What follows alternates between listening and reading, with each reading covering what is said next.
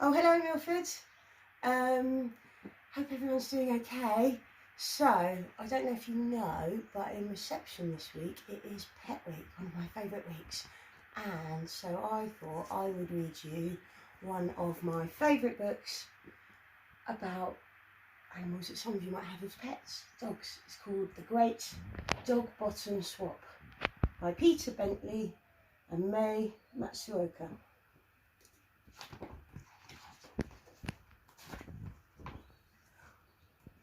The dogs had arrived for the dog's summer ball. All the dogs in the world were lined up at the hall, where a sign on the door said, "May I please be so kind as to keep your coat on but remove your behind. Please hang up your bottom on one of the pegs, and remember, no growling or cocking of legs." So as they went in, every dog, pooch and pup, they took off their bottoms and hung them all up. Hundreds and hundreds of little pink O's, all neatly arranged in methodical rows. What a feast the dogs had at the ball on that night. The table was quite a magnificent sight. They dined on fresh giblets and dog biscuit stew, with slippers and old dug-up sheep bones to chew.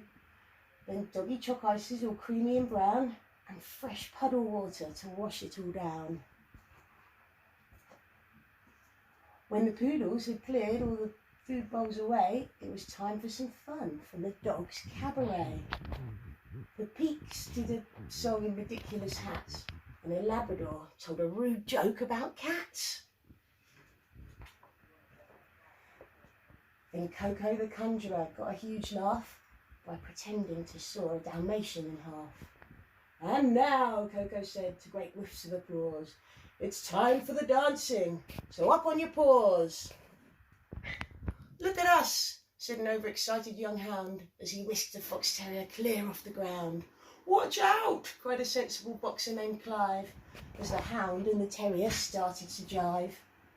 They swirled and they twirled, even faster and faster, until, oh, dogtastrophe! What a disaster! The twirling was more than the Afghan could handle.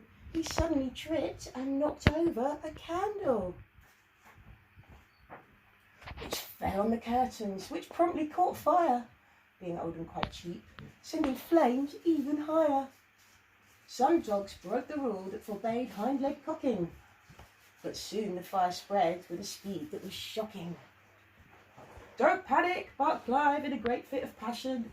"Let's all try to leave it in orderly fashion." But that was an order they chose to ignore as they scurried and scuttled the heck for the door.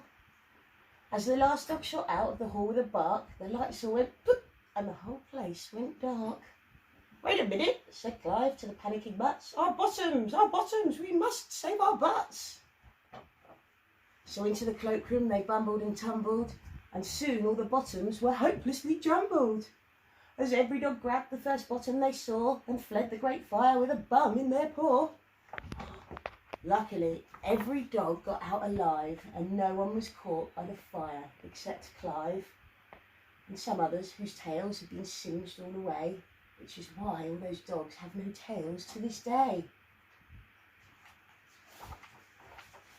And all the dogs' bottoms were rescued as well, but because of the darkness no doggy could tell whose bottom was whose in the panic and scrum, so each dog went home with another dog's bum. And ever since then, when a pair of dogs meet, in the park or the playground, the woods or the street, each dog gives the other dog's bottom a sniff to see if it has the particular whiff of the bottom they lost on the night of the ball, when the dogs hung their bums on the hooks in the hall.